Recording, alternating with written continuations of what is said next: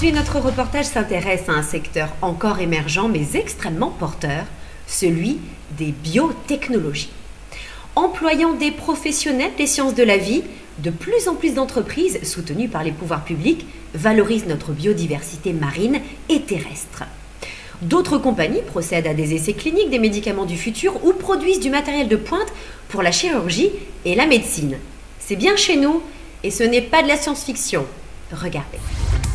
À l'image de l'usine de production de bioéthanol du groupe Omnicane, les entreprises du secteur des biotechnologies sont celles qui conçoivent et réalisent des produits ou des services en lien avec des organismes vivants, des plantes, des animaux et bien évidemment des êtres humains. Ces activités, extrêmement prometteuses, prennent une place grandissante depuis quelques années dans le paysage économique mauricien. Le secteur de la biotechnologie comprend différents segments qui touchent à quelques secteurs de l'économie mauricienne, notamment dans le secteur de la santé, le secteur de l'agro-industrie, le secteur manufacturier et aussi le secteur de la pêche, de la marine. Donc ça représente aujourd'hui un potentiel d'exportation, déjà exportation d'environ 3 milliards de roupies et ça emploie plus de 1300 personnes. Et dans chaque segment, on a une possibilité d'accroître davantage les entreprises qui viennent à Maurice pour s'établir. On a une possibilité d'encourager plus d'emplois, de création d'emplois, et aussi générer plus de revenus.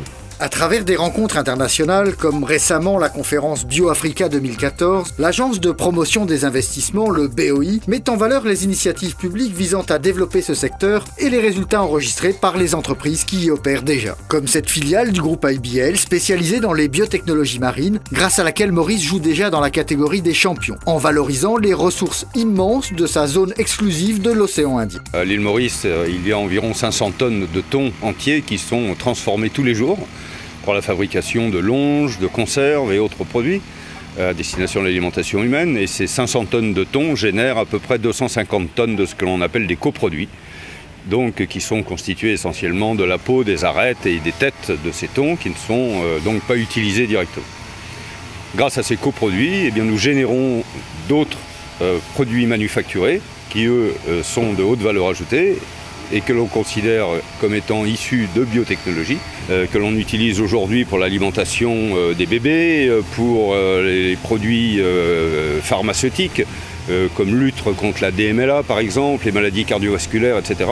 Donc tous ces produits représentent un réel avenir pour le développement de la filière biotechnologie marine en Maurice. Un développement qui s'accélère. Nous voyons d'ores et déjà les premiers signes de ce développement de ces biotechnologies marines à l'île Maurice à travers des partenariats qui se sont constitués entre notre groupe par exemple et d'autres sociétés mauriciennes ou des sociétés européennes dans le domaine de la cosmétique, dans le domaine de la parapharmacie avec des groupes tels BASF ou Cephir CIDC ici à l'île Maurice pour justement essayer de travailler sur des molécules très spécifiques extraites à partir de coproduits de thon. Sur les îles aussi, la nature est bien généreuse. La démonstration est faite à Ébène par le Centre de phytothérapie et de recherche. Le Cephir compte effectivement parmi les pionniers dans le domaine de la valorisation des plantes endémiques et indigènes qui constituent l'essentiel de notre biodiversité. Notre activité serait d'ajouter de la valeur à cette biodiversité.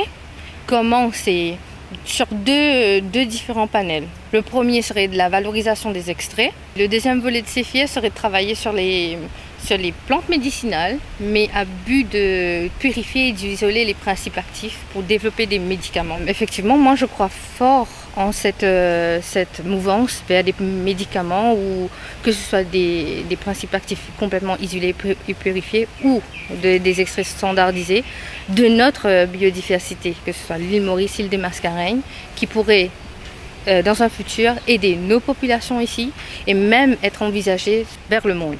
Et ce projet de rayonner dans le monde n'est pas un rêve, comme le prouve le développement impressionnant de la maison mère du Cephir, une autre entreprise 100% mauricienne ayant pour nom CIDP.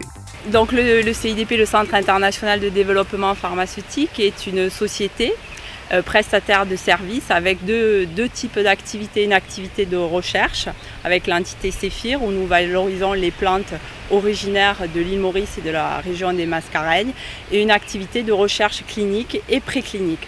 Donc nous sommes prestataires de services pour des grands laboratoires cosmétiques et pharmaceutiques Donc on est une société qui emploie une centaine de personnes sur nos 4 sites. Donc 50 employés sont en poste à Maurice, qui est le siège social, une vingtaine en Inde, une vingtaine en Roumanie et une quinzaine au Brésil. Donc on est un peu plus de 100 dans le groupe. On travaille pour des grands acteurs de l'industrie cosmétique et dermatologique. Je pense que Maurice a une carte à jouer dans ce secteur d'activité. Grâce à l'entrée en vigueur d'un nouveau cadre légal adapté, Maurice peut prétendre aujourd'hui devenir un centre d'excellence internationale en matière d'essais cliniques. Des essais cliniques, comment ça se passe? Réponse avec un dirigeant de Cap Research, une entreprise française implantée depuis peu à Floréal pour développer ce type d'activité. Cap Research est une structure de recherche clinique dont le but essentiel est d'organiser des essais sur les nouveaux médicaments.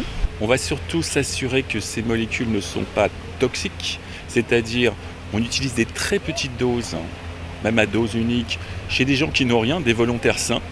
Et on regarde, on teste tout ce qu'on peut tester pour être sûr que ça ne fait rien. Et ensuite, on va prendre ces molécules et tester dans la population qui a la pathologie cherchée, diabète, cancérologie, hépatite. Et à des doses croissantes, aller chercher la dose qui est efficace et bien tolérée. Afin de booster le secteur innovant des biotechnologies, les pouvoirs publics veulent attirer des opérateurs qui ont intérêt à internationaliser recherche et développement. On faisait la même activité en France, en Europe, avec une structure qui s'appelle CAP. Donc Cap Research, c'est un petit clin d'œil. Pour l'instant, la structure est basée au sein de la clinique d'Arnay. Cap Research à Maurice, c'est une petite équipe, 4-5 personnes, hautement qualifiées, mais qui espèrent bien sûr se développer. Utiliser probablement Maurice comme une plateforme de développement vers l'Afrique, dont beaucoup de pays ont des besoins très similaires à Maurice. Maurice séduit l'industrie pharmaceutique, mais pas seulement pour la mise au point de nouveaux médicaments. Aspen est un groupe pharmaceutique international basé en Afrique du Sud. Nous vendons des médicaments dans plus de 100 pays et sommes présents dans presque tous ces pays. Aspen Global Mauritius, c'est le bras armé d'Aspen pour toutes ces entités. C'est-à-dire que nous gérons ici, premièrement, toute la chaîne logistique à travers la planète.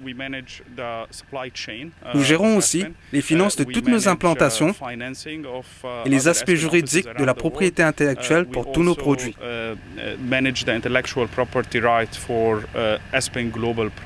Et ça crée beaucoup d'emplois. Quand je suis arrivé à Maurice en 2008, j'étais seul pour lancer toutes ces activités. Aujourd'hui, dans les locaux de Grand B, nous employons près de 140 personnes. Et on ne devrait pas s'arrêter là. Je suis convaincu que les possibilités de croissance sont quasiment infinies. Avec Natech Medical comme pionnier, le secteur de la production à Maurice de matériel à forte valeur ajoutée pour la médecine et la chirurgie connaît lui aussi de belles avancées. Autre exemple, celui de l'entreprise française Pérouse Médical. Les objets que nous fabriquons ont vocation à être implantés dans le corps humain.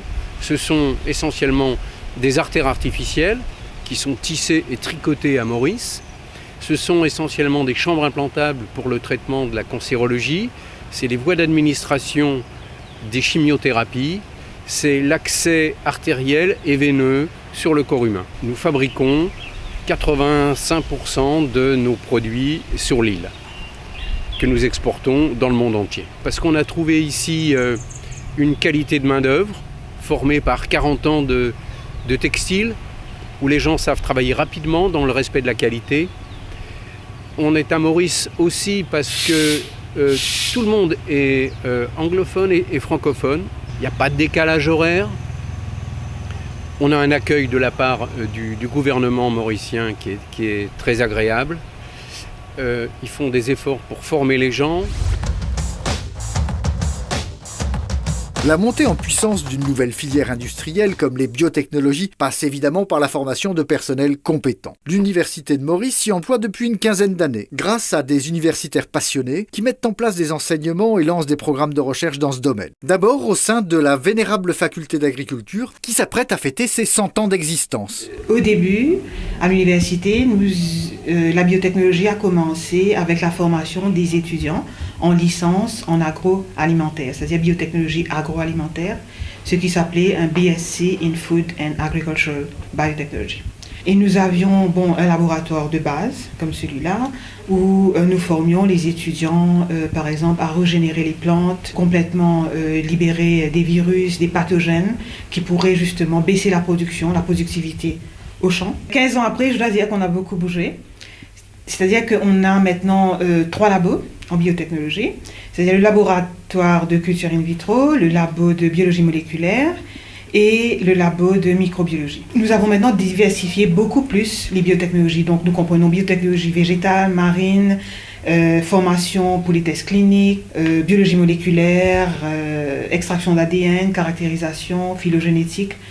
On a beaucoup bougé et nous avons donc des étudiants en licence et nous avons aussi des étudiants en recherche. Les étudiants sortant d'ici ont les outils qu'il faut parce qu'ils savent le principe, comment est-ce que ça se fait, comment est-ce qu'on prépare un extrait de plante et comment est-ce qu'on peut faire un test, quels sont les principes qu'on utilise pour voir si ces extraits sont actifs ou pas. Si les étudiants-chercheurs issus de l'Université de Maurice sont de plus en plus nombreux à intégrer les entreprises biotechnologiques qui fleurissent sur l'île, voire même à créer leur propre start-up dans ce domaine, les pouvoirs publics et les pionniers du secteur privé ayant investi dans ce secteur auront réussi leur pari. Ce challenge un peu fou mais ô combien prometteur de placer l'archipel des Mascareignes sur la carte mondiale de l'industrie des biotechnologies. Comme cela a été fait auparavant pour le tourisme et le textile, et plus récemment pour les technologies de l'information, l'externalisation et les services financiers. Affaire à suivre.